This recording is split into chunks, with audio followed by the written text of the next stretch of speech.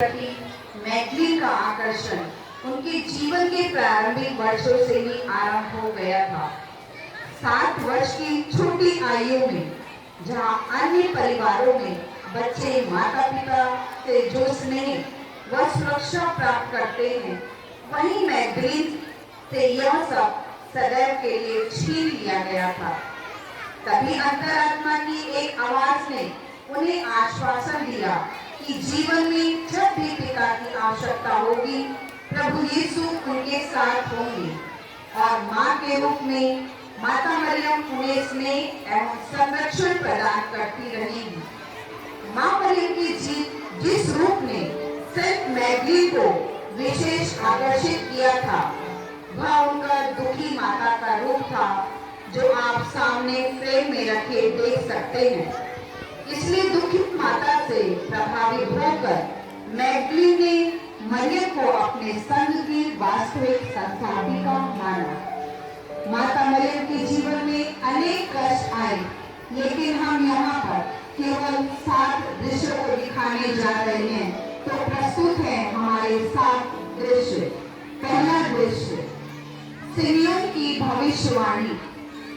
मां मरियम के दुखों की श्रृंखला तो वहीं से आरंभ हो जाती है, जब वह अपने पति योसेफ के साथ शुद्धिकरण के दिन बालक यीशु को अर्पित करने यरूशलेम मंदिर में पहुंची। उस समय वृद्ध धर्मी पुरुष सिमियोन वर्षों से प्रभु की प्रतीक्षा कर रहा था।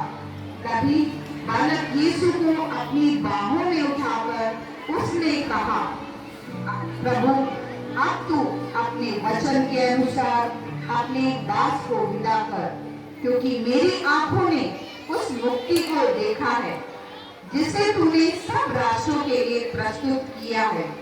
परंतु साथ ही मां को चेतावनी देते हुए यह भविष्यवाणी भी की, देखिए, इस बालक के कारण इस्राएल में बहुतों का पतन और उत्थान होगा।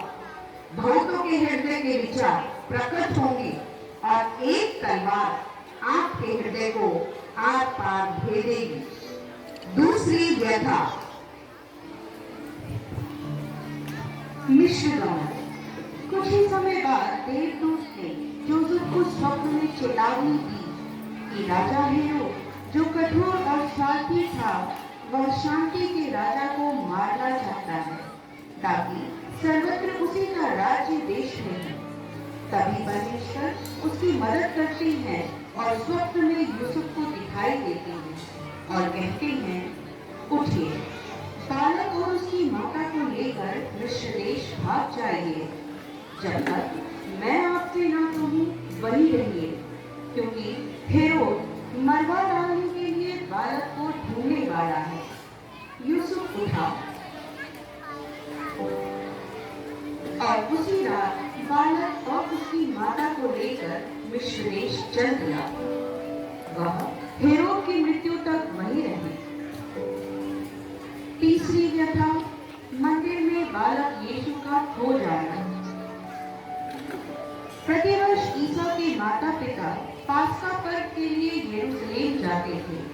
जब बालक 12 वर्ष का था तो वे कथा के अनुसार यरूशलेम गए। पर्व समाप्त हुआ, वे लौट गए, लेकिन बालक यीशु उनके साथ नहीं लौटा। उन्होंने सोचा कि बालक यीशु अपने दल के साथ होंगे।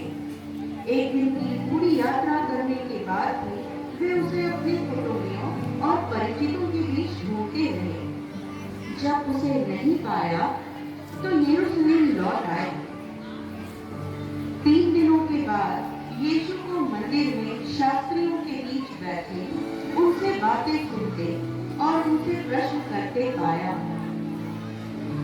ये 3 दिन मां के कैसे बीते होंगे।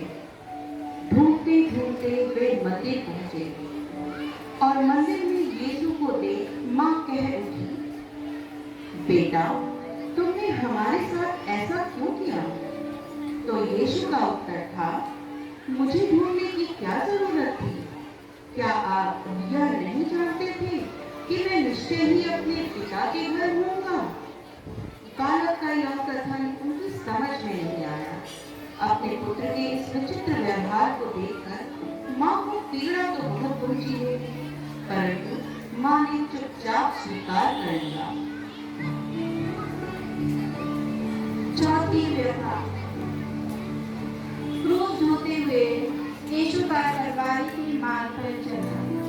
पिलातुस ने यीशु को कोड़े लगवाकर क्रूस पर चढ़ाने सैनिकों के हवाले कर दिया। लोगों की भारी भीड़ उनके पीछे पीछे चल रही थी। उनमें नारियां भी थी जो अपनी छाती पीटते हुए उनके पीछे विलाप करते हुए चल रही थी। क्रूस का भारी बोझ ढोते हुए वह कलवारी पर्वत पर बढ़ रहे थे। शरीर कष्ट और थकान से आसक्त हो चुका था।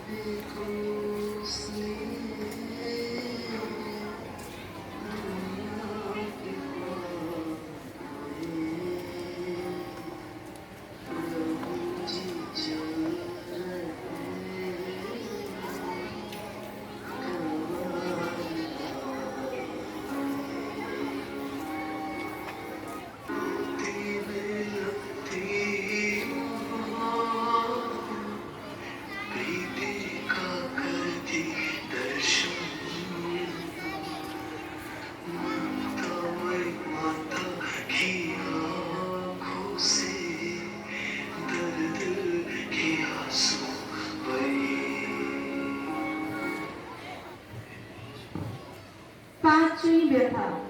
यीशु को सूली पर चढ़ाया जाना और मर जाना। सिपाही बड़ी क्रूरता से मारते धकेलते यीशु को लाते हैं और गोलगोथा नामक स्थान पर यीशु को क्रूस पर चढ़ाते हैं। उनके हाथों पैरों को कीलों से ठोक देते हैं। मरियम निर्दोष निष्पाप पुत्र को क्रूस पर ढके देखती है तो उन्हें यीशु का यह कथन याद आता है कि मानव का पुत्र को भी ऊपर उठाया जाएगा ताकि वे शैतान के विष के पाप से मुक्ति पाएंगे।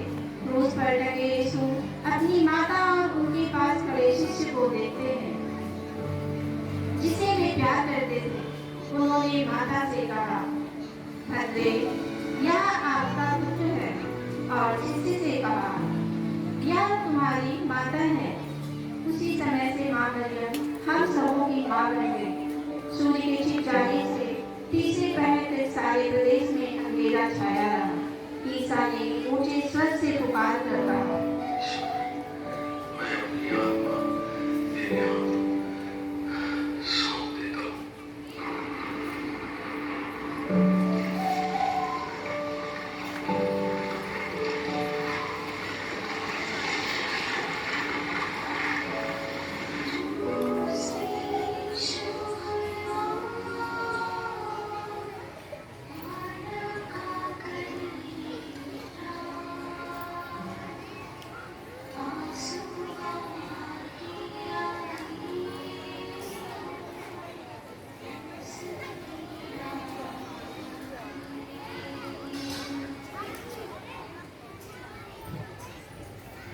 छठी व्यथा।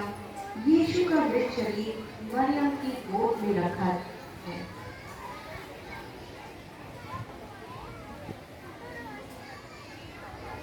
माँ मरियम अपने पुत्र के घावों से भरे निर्जीव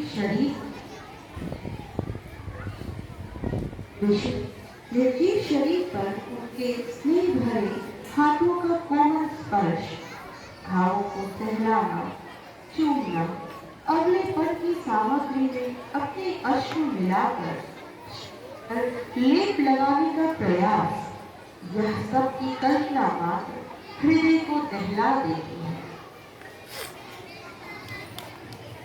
सातवीं व्यथा, यीशु को कब्र में दफनाया जाना।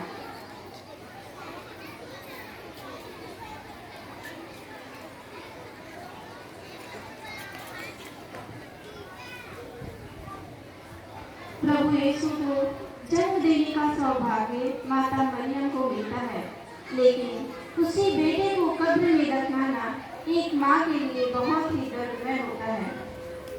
इस असंभव स्थिति को देखकर तलवार उनके हृदय को छेदती है। आज माता मरियम हमें सिखाती है कि कैसे हमें कठिनाइयों के बीच रहना है। माँ मरियम सांसारिक जीवन की इन दारुण यातनाओं को सहने के बाद भी वह प्रेम का ऐसा प्रतिरूप बनी रही जो कभी निराश नहीं होगा। आरंभ से अंत तक पुत्र के इस बलिदान में माँ मरियम समान रूप से भागीदार नहीं है। तो ये थे माँ मरियम के साथ दुख भरे दृश्य। सेंट मैगडलीन माँ मरियम के गुणों से अत्यधिक प्रभावित हुई। विशेषकर लड़कियों के विकास, उनकी भलाई, उन्हें हर क्षेत्र में आगे बढ़ाने का कार्य माँ सेंट मैगडलीन ने किया। प्रभु यीशु की आराध्य भक्ति व माँ मरियम ने सेंट मैगडलीन को अपने सेवा कार्यों से विचलित होने नहीं दिया। आज हम अपनी सभी कनुष्यन सिस्टर्स के लिए यीशु से प्रार्थना करें कि वे अपनी आशीष व कृपाओं से सभी सिस्टर्स को भर दें। जो भी संकट व दुख तकलीफ मार्ग में आए उन्हें दूर कर दें। पग पग पर ईश्वर उनका साथ रहे, मार्ग में कोई बाधाएं न आए। कनुष्यन धर्म बहनों के समर्पण व कठिन परिश्रम का परिणाम है कि 2 बालिकाओं से प्रारंभ हुई यह संस्था आज 35 देशों में फैल चुकी है। हम सभी ईश्वर से यही प्रार्थना करते हैं कि यह कनोसा रूपी वृक्ष ईश्वर की आशीष से दिनों दिन फलता फूलता रहे और अपनी सुगंध सर्वत्र बिखेरता रहे।